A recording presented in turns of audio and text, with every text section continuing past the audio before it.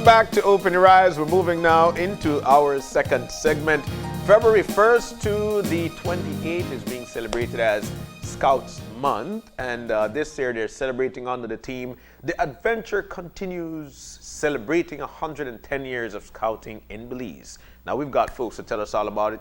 Connie Castellanos, who is the Venture Scout Commissioner, and Aaron Pook, Director of Communications and Institutional Development for Scouts. Guys, good morning and welcome. Good morning. Thank you for having us. Morning. Look, it's a big celebration, guys. We know how important Scout is throughout the world, but exactly where I'd like to start the conversation. Tell us about Scouts and the importance of it. Where did it get started? Okay, so I guess I will do that part. So good morning, everybody. Scouting in Belize actually started off the record in 1910. Whoa. And so that means scouting has been in Belize for, if I'm not mistaken, over 110 years, which this year makes 111 years. Yeah. So the entire purpose of scouting is to contribute to the holistic development of young people from ages 7 to 21 through a system that is based off the Scout Promise and the Scout Law. So we all, and many Belizeans would know that the Scout Promise and the Scout Law is something that we as Scouts take very much value and pride of. We live by it day by day, do a good turn daily. As a Scout is clean in thought, word, and deed, and other stuff like that. So the entire purpose of Scouting in Belize is to actually help develop the young person who in return will play an active role in society in the future. Okay. And for you, Aaron, quickly, what made you want to join Scouts? That is a very interesting question because I've been in scouting since age 8, if I'm not mistaken. So I joined when I was a cub. I came up in the scout section and then the venture section, and now I am given back to the association voluntarily as a leader, or as a director of the association, that is. So for me, what made me join it, first of all, I didn't even ask my mom for permission. I just went to a meeting one day and I signed my name up, and then I brought home the letter to her and told her, "Ma, I done the inner scouts. I take that back." So after all, it grew to be very interesting. It exposed me to a lot of stuff that I personally didn't thought that I could have been exposed to. It helped to develop me mentally, helped me to become a very determined person, and so forth. So I am very thankful for where I am today in scouting and all the opportunities that it has given to me. All right, Connie, come in. Tell us about it as well. And is it still attractive for young people, Scouts? Oh, well, in my opinion, it is. I think the aurora of being able to give back to the community while having this close relationship with Scouts around the world is a very beautiful thing. I can say that I can call on my friends in Panama or Peru any minute, like when I would want a conversation, and that's not something that I take for granted, and I'm very grateful for that, and the countless opportunities, as Aaron said, to travel before the pandemic, of course, and to create networking opportunities between myself and the association to better further opportunities for the youths of our country. But that wouldn't be the reason why you joined, right? Why did you join the Scouts? Well, I joined because, growing up, my dad, he's retired from the BDF, so outdoors has been my safe space. And scouting gave me that opportunity to not only be outdoors, to like camping and being out there with my friends, but it gave me the opportunities to learn skills that I won't only use at a camp, but then I would come home and practice that within my community and stuff. So that's the main reason why I joined. Is I enjoy being outdoors, and scouting facilitates that for me. And how long have you been in the Scouts? Since I was 10, so going on for 11 years. Now, that's what I find interesting. The people who join it and love it so much that they stick to it all through adulthood. Why is that something? Because, you think you're going to do it in primary school, you continue in high school. What has made you stick with the association? Personally, I have stick throughout the association because I've um, I've noticed how much it has molded me into the person that I am. Like throughout my very impressionable years in high school, there was the the likelihood that I could fall into the wrong crowd, the wrong group of kids, and scouting didn't allow me to stray because of the interactive and positive activities that we kept on doing. And I realized if it helped me so much throughout my youth, then the least I can do is continue on as a leader or as a commissioner to continue serving to allow other youths to have that same opportunity as me. Talk to us about being active or staying active, the Scouts, during this pandemic. What are you guys doing and how are you doing it?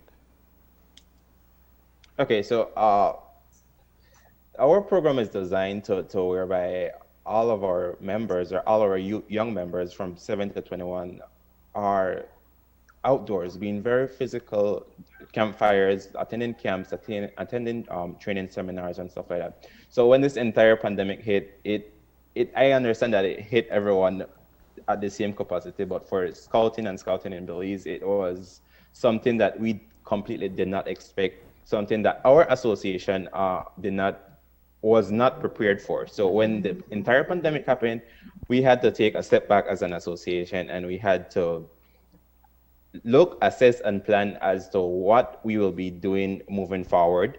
So that is whereby we took all of our year's program and we carried it online.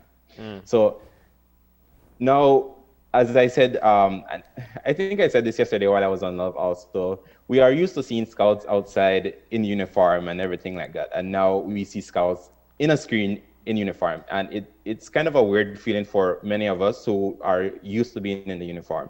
But at the same time, we want to ensure that we keep our members safe and everything of that sort. But at the end of the day, we still ensure that we delivered the program to the young people because we do have an obligation to do so as voluntary members of the association. Yeah. To date, how many members are a part of Scouts in Belize? Okay, so we actually just gave our 2019 report 2 weeks ago in terms of the census membership, and we have a total of, including the managing board of the association, we had around 200 and plus members countrywide. And one of the biggest reasons for that is that it's very hard to find the adult to volunteer to be a leader.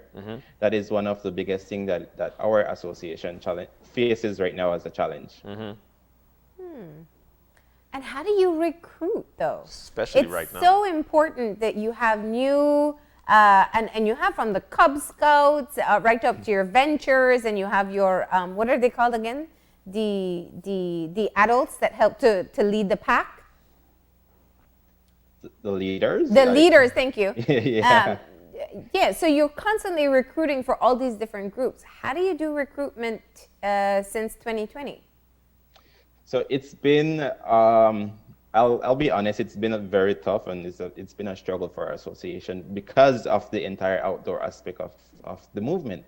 So one of the biggest thing that we found that really works is that whenever we maintain this social media activity and posting what all we've been doing online, it generates a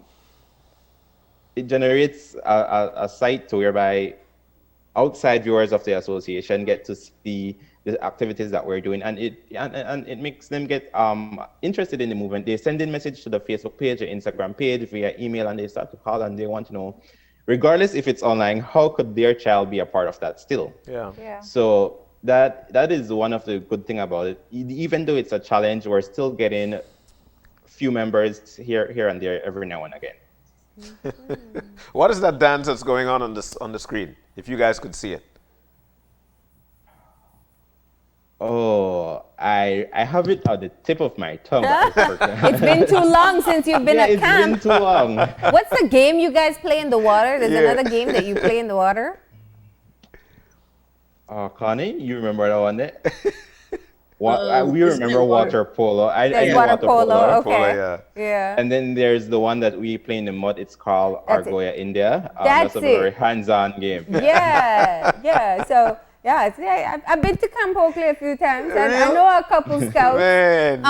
But this is what fascinates me. I think it's great to see young people who still want to get engaged on a completely different level, from learning to cook, building your fire, doing your knots, survival training, living in tents, setting up your tent.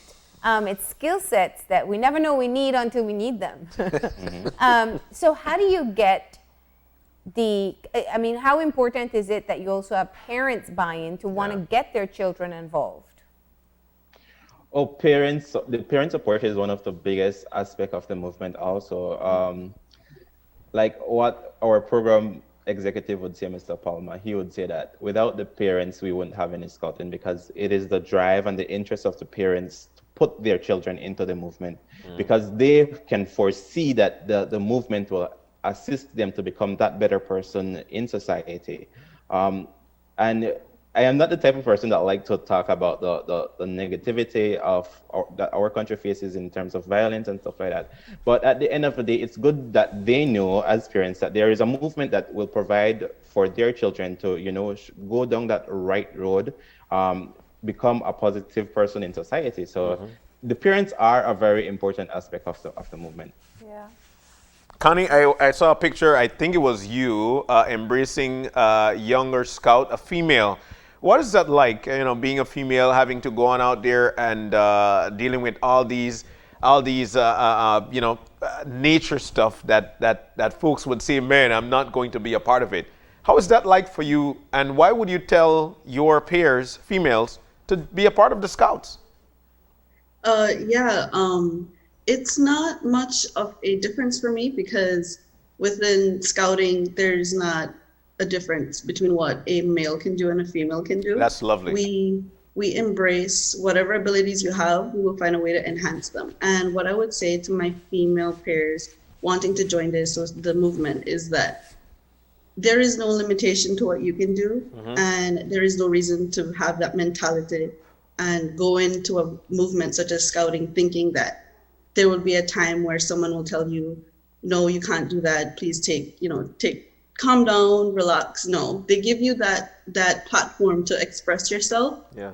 And they facilitate that growth that us females, like for example, for me, one of my things was when I started scouting, I was so shy. I didn't want to speak in front of crowds. I didn't want to take up a position where I would be the leader of something. Yeah. And what scouting did for me was tell me, you have all rights to be a leader, and no one can tell you that you cannot be a leader. So that's one thing I would highlight when talking to females about joining the movement, is there's no limitations within this movement for you. Wow, Connie, well said. So February 1st to the 28th, how you celebrating as Scouts. How do we celebrate?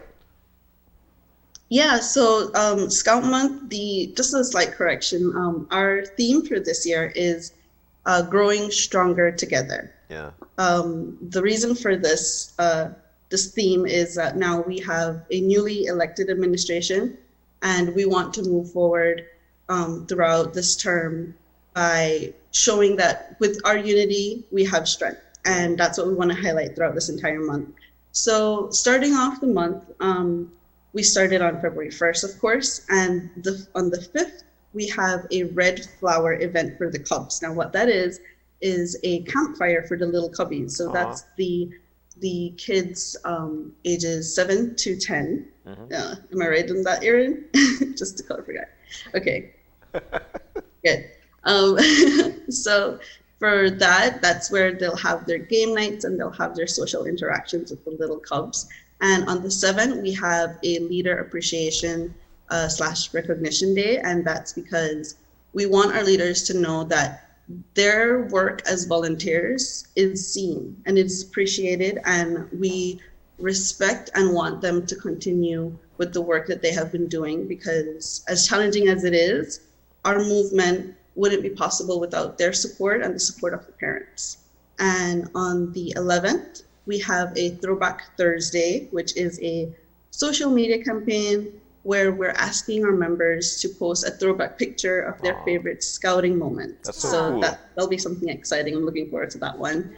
And on the 12th, we have a venture campfire, and that's an event that I will be hosting for the ventures of the association. And it's another social event. It'll be filled with like a lot of interactive activities, and we're pushing to get as much ventures to sign up. So I want to encourage them to come out because we have a lot of surprises planned for them. And on the 14th, we have a event called the Table for Two. Aaron, would you want to elaborate more on that one for us? Sure. So the Table for Two, well, obviously it falls on Valentine's Day weekend, and we wanted, along with our director of education, Miss Marlin, she came up with the idea to whereby we want to have fun as leaders, but without the kids present, meaning that we will not be doing, how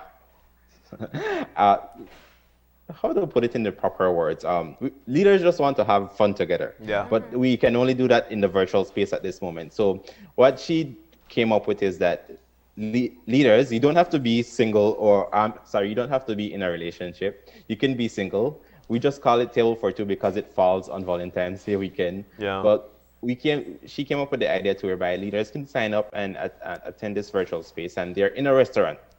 And they get to choose any restaurant in the world where they wish to be. So they can be a restaurant in Paris, a restaurant in Dubai, a restaurant in Egypt. And that is one of the main advantages of this entire virtual domain, is that we can place our leaders or scouts anywhere in the world where they want with their virtual backgrounds. So with that comes the agenda to whereby they will have entertainment, DJs, and even a raffle for the leaders at the end of the night. So that is just another part of giving back to our voluntary leaders as coming from the association itself. So that is basically Table for Two. Cool. Okay. Yeah, and our events continue on. So after the Table for Two event, we have on the 17th a Good Turn Day. With scouting, we are very big on service and giving back to the community, and do a good deed daily is a slogan that we use. It is our scouting slogan. So it's a day where we highlight being kind to one another, which is especially important during these times. And on the 19th, we have another campfire, but this time for the scouts. Those are the youths ages 11 to 15. And it's another social event for them to, get in contact with one another again, because they haven't seen each other in so long in person. Yeah. And on the 22nd, it is our Founders Day and Uniform Awareness Day. That's when we're asking our members to put on their uniforms, even if they're at home, to just, when they walk outside, to show their neighbors that the scouting movement is very much still alive, Yeah. And it'll be a nice way to just show the community that we're here and we like that visibility. So that's an opportunity we're taking there. And on the 23rd, we have another entertainment night for the scouts. It is a talent show. So looking forward to see all the amazing talents that our scouts have to present for us that night. Yeah. And on the 26th, we have a Flash Forward Friday. That's another social media campaign where we'll be asking our members to be posting a picture of how they're experiencing scouting now in 2021. And to wrap up, on the 27th and the 28th, we have a unit council training, the part 1. This is a training for scouts where they learn the basic skills of scouting, and they understand their promise and their law to the organization. And it's a good way to end the month, because it gives us the opportunity to remind the youths, especially the ones between that age range of 11 to 15, that the movement is here and we are in full force.